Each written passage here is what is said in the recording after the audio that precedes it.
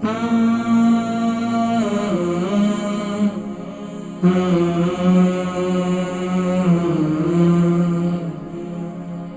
ابھی کروایا ہے تو اس میں ڈائگنوز ہوا ہے ان کو پروسٹیٹ کینسر ہو گیا اور تقریباً یہ 6 مہینے پہلے ایسے ہوا ہے.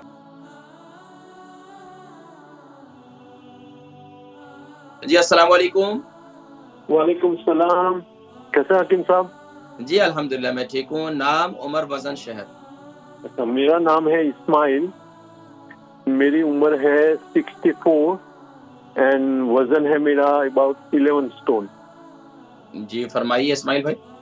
اچھا مجھے ہے نا ڈاکٹر نے MRI میں ایسے بولا ہے کہ آپ کو شاید پروسٹیٹ کینسر ہے. تو ابھی بایوپسی نہیں آئی, اس کا اپوائنٹمنٹ نہیں آیا, لیکن مجھے بولتے ہیں کہ آپ کو شاید پروسٹیٹ کینسر ہے. تو اس کے لیے مجھے آپ بتائیں پلیز. اچھا آپ کو پیشاب میں جلن رہتی ہے؟ جی آپ کو پیشاب میں جلن رہتی ہے؟ نہیں رہتی, بالکل کچھ نہیں اچھا رہتا. اس کے علاوہ آپ کو پیشاب آپ کو یہ محسوس نہیں ہوتا آپ کا مثانہ خالی نہیں ہوا؟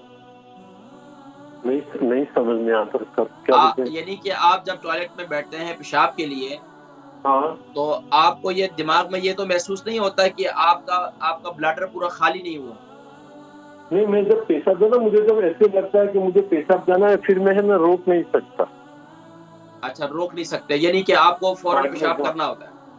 ہاں جب ایسے اگر بیٹھا رہا ہوں تو کچھ نہیں, لیکن جب ایسے میں سوچوں کہ ابھی جانا ہے باتھ روم تو پھر جانا پڑتا ہے. تو پیشاب نکل جاتا ہے کبھی؟ پیشاب تو ٹھیک آتا ہے. نہیں کبھی آپ کا نکل بھی جاتا ہے اگر کبھی ایسا ہو؟ ہاں نکل جاتا ہے. ہاں نہیں نکل نہیں جاتا پیشاب. اچھا پیشاب نہیں نکلتا. لیکن اچھا حکیم صاحب اس کے کیا ہوا تھا مجھے 6 مہینے پہلے ہے نا یورین انفیکشن ہو گیا تھا. اچھا 6 مہینے پہلے. 6 مہینے پہلے ہاں. ان میں سے ہے نا یہ لوگوں نے پھر مجھے 3 مہینے میں 3 مرتبہ ہوا تھا. ان میں سے پھر میرا ہے نا MRI کروایا, ان میں ایسا نظر آیا بعد میں ان کو.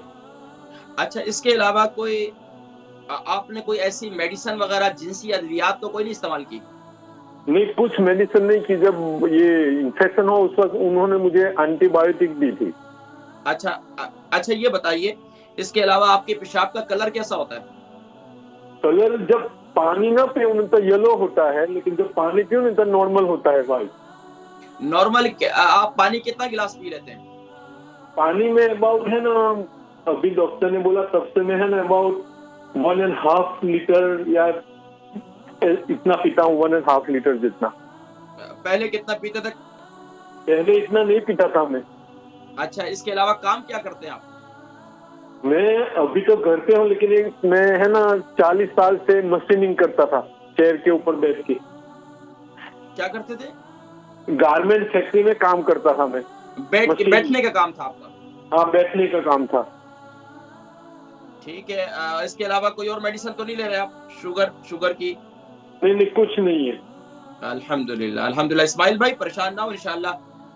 وَإِذَا مَرِضْتُ فَهُوَ يَشْفِينِ. جب ہم بیمار ہوتے ہیں تو شفا وہی دیتا ہے انشاءاللہ. شفا ہوگی انشاءاللہ. انشاءاللہ آپ پروگرام دیکھیں میں ذکر کرتا ہوں. البرکہ ٹرسٹ کا منشور آؤ غم سمیٹیں خوشیاں بانٹیں.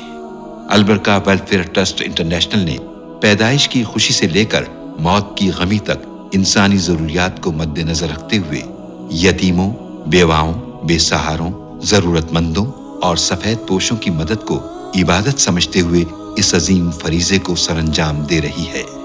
سندھ اور بلوچستان میں البرکہ ٹرسٹ آپ کی زکوٰۃ, عطیات اور صدقات کی بدولت انہیں تنہا نہیں چھوڑتا اور ان کی ضروریات کو پورا کرنے کی ہر ممکن کوشش کی جاتی ہے. ماہانہ ڈور ٹو ڈور فوڈ پیکس کی فراہمی کے ساتھ ساتھ رمضان المبارک میں ہزاروں مستحقین کے لیے اسپیشل فوڈ پیکس سحر و افطار کا اہتمام کیا جاتا ہے. آپ بھی اپنی زکوٰۃ البرکہ ٹرسٹ کو دیجیے. رابطہ کیجیے 0121 6677 399.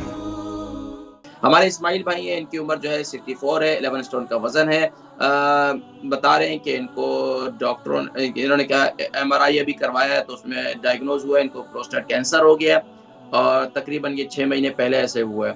اور باقی دیکھیں، ایک تو یہ ہے کہ پروسٹیٹ کینسر کا اس کا کوئی اتنا مسئلہ نہیں ہے. ایک تو یہ کہ اگر ڈاکٹر آپ کو اس میں یہ ڈائگنوز کر دیتے ہیں تو اس کے بعد اگر وہ آپ کو آپریشن کا کہتے ہیں تو آپ کو آپریشن کروا لینا چاہیے. کوئی اس میں مذاقے کی بات نہیں ہے. آپ پروسٹیٹ بس اوقات یہ ہوتا ہے کہ آپ کے خدود بن جاتے ہیں. اس عمر تقریباً 50 پلس جتنے لوگ ہیں، 40 پلس جتنے، اچھا بس اوقات اس میں میں کبھی بات کروں گا اس موضوع پہ کہ یہ غدود بنتے کیوں ہیں اور کیا وجوہات بنتی ہے.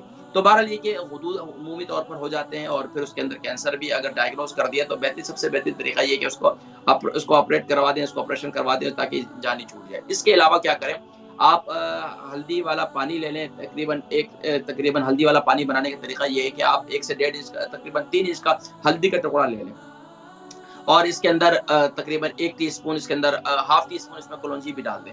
2 کپ پانی ڈال کر اس کو خوب اچھی طریقے سے ابالیں. اور اس کے ساتھ رات کو سونے سے پہلے آپ کیا کریں کہ یعنی کہ رات کو سونے سے پہلے اس کو آپ پی کر سو جائیں. بس یہی والا. اس کے ساتھ اگر آپ میتھی دانہ بھی کھانا چاہیں کوئی حرج نہیں ہے، لیکن صرف یہ دونوں چیزیں آپ یعنی ہلدی والا پانی اور کلونجی ہاف ٹی اسپون، اس کا قہوہ بنا کر پی لیں صبح نہار منہ بھی اور رات کو سونے سے پہلے بھی. اللہ کے حکم سے انشاءاللہ ختم ہو جائے گا. اس کے علاوہ سورہ انبیاء کی آیت نمبر 83 جو ہے، سورہ انبیاء کی آیت نمبر 83 ہے، رب انی مسنی الضر وانت ارحم الراحمین. 41 ٹائم اسی قہوے پر دم کر کے پئیں اور صبح اور شام جو ہے یہ عمل کریں. اللہ کریم آپ کو شفائے کلی نصیب فرمائے.